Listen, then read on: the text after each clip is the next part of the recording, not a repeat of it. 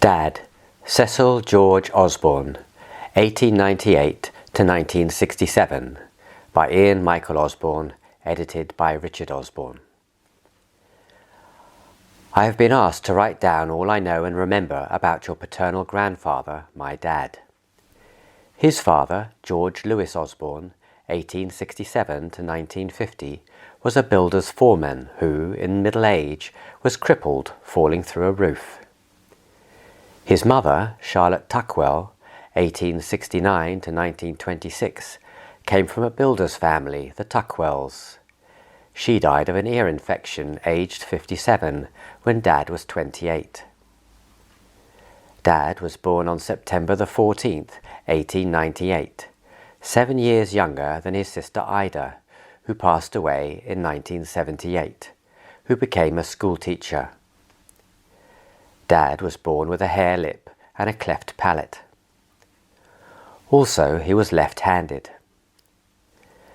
The hare lip was well operated on and, covered some years by a moustache, was barely noticeable. When I asked him about it, he told me that as a child he had cut himself when running with a pair of scissors. His cleft palate gave him considerable teasing at school because he had trouble formulating his words. His left-handedness was tolerated well, and his writing became strong and legible. His father, my Grandpa Oz, had played soccer, and Dad became adept at any sport he put himself to. In the 1914-1918 war, World War I, Dad was called up and joined the Royal West Kent Regiment, the Buffs. He did not go to the front in France. As I heard it, he was required to stay in England on some intelligence work. After the war, he gained an accountancy company secretary qualification. At that time, most people in his position went for safe jobs in the civil service. He looked elsewhere and joined the London office of the Rhodesia Railways, for whom he worked all his life, becoming number 2 Assistant London Agent. In my childhood, there were large diagrams of massive locomotives on walls at home. Our playing cards were backed by a photograph of the Victoria Falls, which the Rhodesia Railways owned at that time. Also, I remember seeing a cartoon standing on his dressing table drawn by a member of his pub darts team, which read, "Mr. Osborn, who spends his time coming back from going out," which gets us round to the fact that he was a lad, a heavy smoker and a boozer. As a bachelor, he moved away from his home into Diggs, where a fellow lodger was Jack Nicholas Wickstead, 1902 to 1990. Jack was the son of an Irishman, Robert Wickstead, 1876 to 1948, who, as a young man, bought himself out of the cavalry to help his mother, Martha Wickstead, 1850 to 1922, whose husband, Thomas Wickstead, 1846 to 1924, had left her to preach on the beaches at Hastings and St Leonard's, and who was taking in washing to make ends meet. Robert Wickstead built the wash business into a large laundry, the Warrior Square Laundry, motto Nulli Secundus, at St Leonard's-on-Sea. In 1922, Jack took Dad down to the family home on Bohemia Road in Hastings, where he met Jack's sister Valda, 1907 to 1994, aged 15. Dad, aged 24, was totally smitten. He said he would wait for her, and 5 years later, in 1927, they were married. In the years up to his marriage, Dad played fullback at rugby for the Wasps. When I was young, he used to take me to watch the Wasps. Also, I saw him become the singles tennis champion at the Bonhomie Club in Wembley, where he played good bridge. I remember him being written up in a local newspaper for his cricket playing. He claimed to have played soccer once for Millwall, who had 3 centre-forwards injured. He scored the 1 goal of the match. I saw him playing tennis into his late 40s. Valda, my mum, was very ambitious for her children, and with no great enthusiasm, Dad found himself being drawn into the costs of private schooling for me and my brother Richard, and ice skating for my sister Valda. These costs were mitigated to some extent by the fact that Canterbury Cathedral Choir School fees were subsidised by the Dean and Chapter, and from there we were given automatic bursaries to King's School Canterbury. Valda's skating costs were reduced by an agreement with her tutor, Arnold Gerschweiler, then unknown, that her tuition would be free. She would give him 10% of her provisional earnings if ever she turned professional. There is little doubt that Dad was a very bright and intelligent man. His interpersonal skills were considerable. He made friends wherever he went. There was no way he would travel anywhere without talking to the people next to him. Consequently, he built up a reservoir of old so-and-so, said he knew something about that, I'll give him a ring. Sometimes these casual acquaintances had their attached embarrassments. Early in the war, when we were still living on Wembley Park Drive, Wembley, I was about 9 or 10 and home from boarding school for holidays. Dad brought a couple of Air Force servicemen back with him from the pub for supper, and the night perhaps. Anyway, there was a knock on the front door, and there stood the military police. Dad's 2 friends were AWOL deserters, and were taken away in handcuffs. His milieu was the city, and it seemed to me he was well known wherever he went there. The World War II war created stress in our family. Dad was over the call-up age and so did his bit as the air raid warden. His office and we moved to Ascot and thence to Bexhill. Meantime, my schools had been evacuated to Cornwall, St Blaise. Then Dad's office moved back to London. Meantime, because Wembley Ice Rink closed, my sister Valda's skating requirements meant our home was to move from Wembley to Richmond. Bear in mind there was no private transport for civilians during the war, or rather no fuel allowed to run whatever cars stood in garages. One night we were away somewhere. Dad was in an air raid shelter for the night. A doodlebug landed right near the shelter, blowing in the door. It is important to realise that England was a class society. After royals and similar persons came those who had been to public school, secondary fee-paying schools. There were many fathers who resisted advancement for their sons because they themselves were not ex-public school. My grandpa Wickstead, whose laundry made him quite wealthy, loaned money to a friend to send his son to public school, while they never considered the same for his own 2 sons. So Dad spent a lot of money on Richard's and my schooling, and Valda's skating, because each one of us incurred plenty of expenses outside tuition fees. For example, the fees at King's School Canterbury for the Lent term 1954 were £90, with a discount of £29, excluding choir school, for a total of £61 plus any other expenses, clothes, music, exam fees, etc.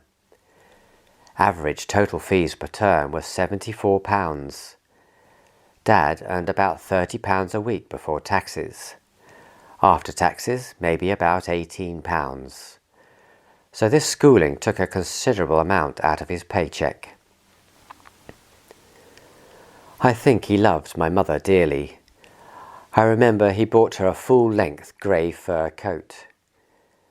When he died, he had a large photo of her amongst his belongings, but, as with most drinkers, he did not believe he had a drink problem. He would say he went out to the pub just for the company, for socialising. At the Crunch, however, he did everything to try and please his wife and help his children. In my teens, when I had the ambition to be a singer, he got for me an audition at the Guildhall Society of Music. Another acquaintance thought he might use me as a voiceover for certain radio programs he was involved with. And of course, Dad had arranged for an audition with our family friend Robert Easton, who was by then a renowned bass singer.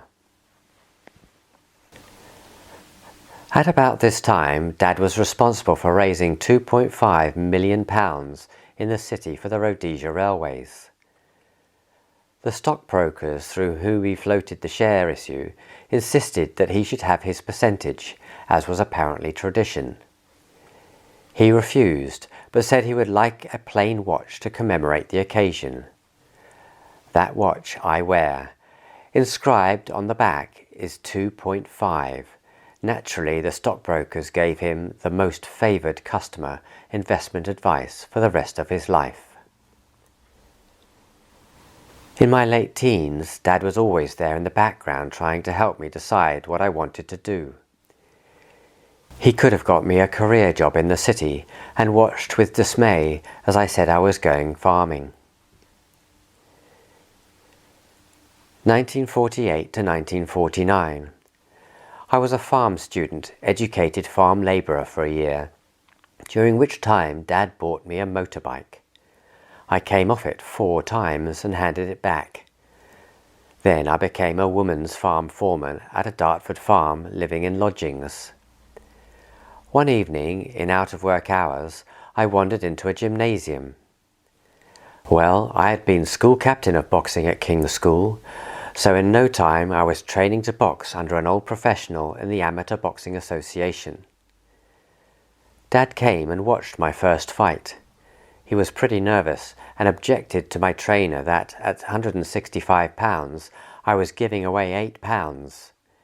Anyway, I finished it off at the beginning of the second round, and from then on he was confident I could look after myself. 1950 to 1951. To help me, Dad bought a 3.5-acre small holding at Hoe St Wynberg in Kent.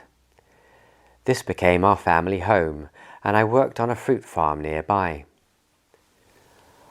On our small holding we bred large white pedigree pigs, grew strawberries, milked a Jersey house cow and collected eggs from a few chicken.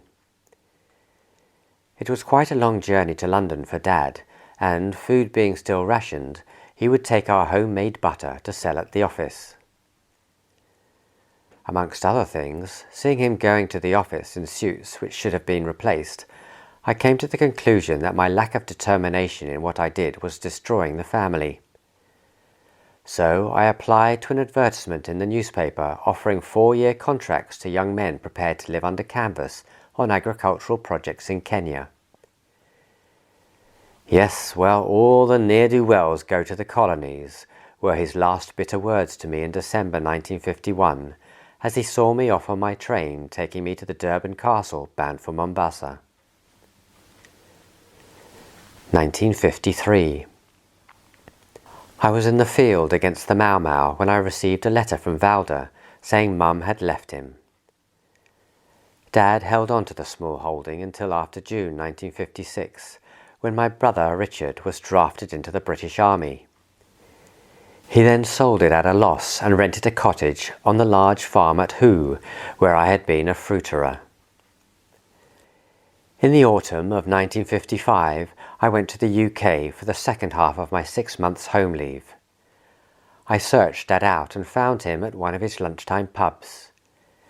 We went back to his office, where he broke down in tears.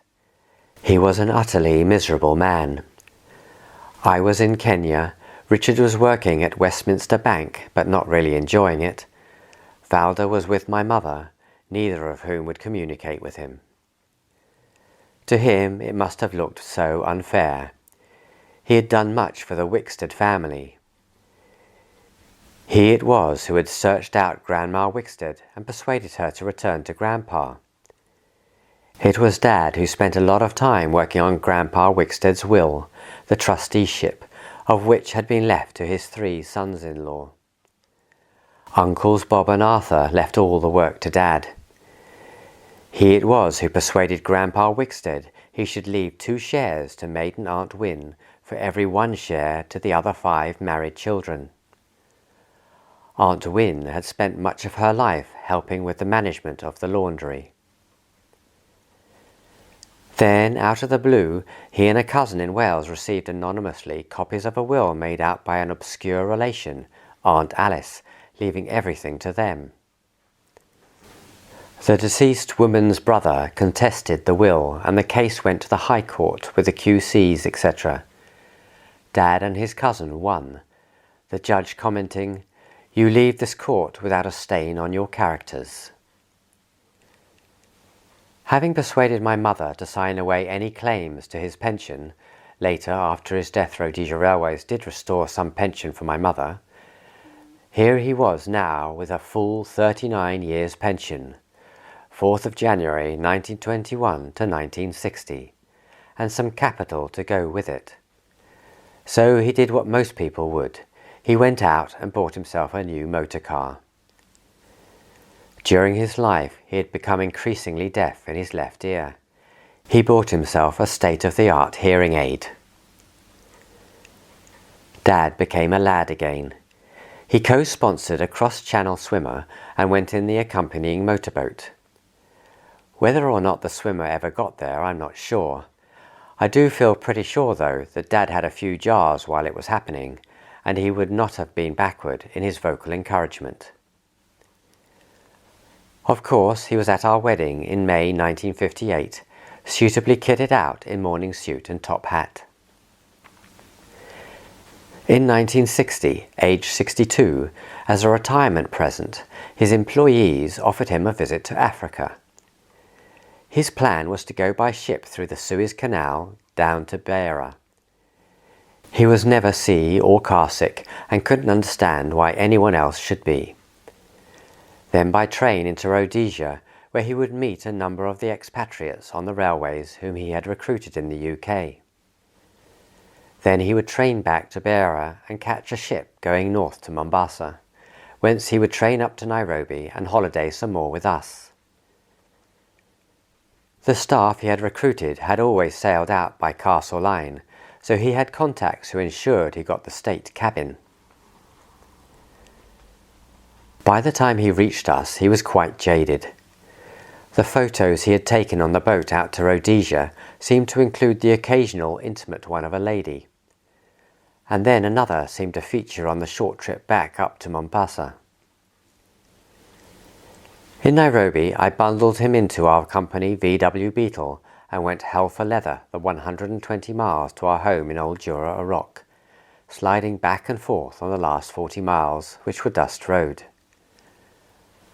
After the compulsory admiring of our home and Nigel and what he could see of the farm, he went to bed. And there he stayed, on and off, for 3 days. When he eventually recovered, it was Farmer's Day in Thompson Falls, so I took him there and left him at the club while I went to do some work at the local branch of the Kenya Farmers Association. Back at the club, in no time he seemed to know everyone there, and on a bar stool was bending the ear of the club president when I walked in. "You can't live here without a car," he said to my wife Jane, and he bought her a Hillman Minx estate car. "And I can't see you shave properly in this bathroom," he added, and he promptly fixed a sizable mirror to the wall in our bathroom. We all went to stay with Torben, our Danish farmer friend in Nanyuki. Dad took Jane to Treetops, the Game Watch Hotel up in the trees at Nyeri. Dad took off for a few days in the Hillman to Eldoret to stay with a friend from the Beira Mombasa ship. We took him to Western Kenya and to Meru. He swung his cine camera in all directions and announced himself delighted with his new hearing aid. He had always been plagued by deafness in his left ear, to the extent that he was skillful at getting people to his right side. He was also adept at failing to hear what he did not want to hear. We took him to a hockey match I was umpiring and subsequent party at the Nakuru Athletic Club. Towards midnight, Jane and I, with Nigel, said we were going back to the hotel. "Oh, don't worry about me, I'll get there in due course," Dad replied. Some days later I met a colleague who commented, "Phew, your dad knows how to party." Apparently, in the early hours, They'd had the rugby ball kicking competition, and Dad had kicked it as far as anyone. Jane and I were extremely hard up, living from hand to mouth with no electricity or gas and little water. Kenya had become virtually a cash economy following London's announcement that Kenya would be given independence with universal suffrage. Our bank manager was harassing us weekly. One day Dad borrowed the Hillman and, without saying anything to us, went into the bank and guaranteed our overdraft. "You're not going to tell him," he said, "but if at the end of it all he defaults, remember I have guaranteed it." I did notice the bank manager became a little more civil, but thought nothing of it. Then it was time for Dad to return to the UK. We had envisaged no problem in getting him on the Nairobi-Mombasa train. I drove into the station forecourt and was horrified to see the world and his dog there. The Nairobi-Mombasa road had been washed away overnight, and there were hundreds of people milling about, all hoping to get onto the train. Dad looked around for a moment and then disappeared into the throng. He reappeared talking to a Sikh railway official who had been propping up a wall. They disappeared through a door. After about 10 minutes, Dad came out. "That's all right," he said. "I've got a seat booked." "How on earth did you do that?" I asked. "Oh, I showed him my retirement watch. 36 years' work for the Rhodesia Railways," I told him. "We railway people stick together, you know." And that was it. Dad was on the train. We returned to the UK in May 1963, and he came to see us at Tring, where we had settled. We were using the payments for our Kenya farm to pay our UK mortgage. The Kenya payments were stuttering, and I asked Dad for a short-term loan. "Well, I'll have to sell some shares, which will cost me," he said. "I'll fund you as a lender of last resort, with going rate of high interest." And he did, and we repaid it all back, with the interest. I've always respected that practical approach. I went to see him down in Kent at his cottage. He now had a widowed woman friend he had met on a Mediterranean cruise, who was coming to stay with him from time to time. Dad gave the impression of being nervous about it, and asked for my opinion and approval. "Well, if it helps you to get closer, fine," I replied. "All we children have ever wanted is that you and Mum should be happy." "Well, I'm not sure we can get any closer," was the reply, "but thank you. I just wanted to check with you." In 1965, after passing the exams in London, I finally converted my Kenya-South African correspondence course into the diploma in marketing. The best advice I could get then to progress my career in business was to study finance and accountancy.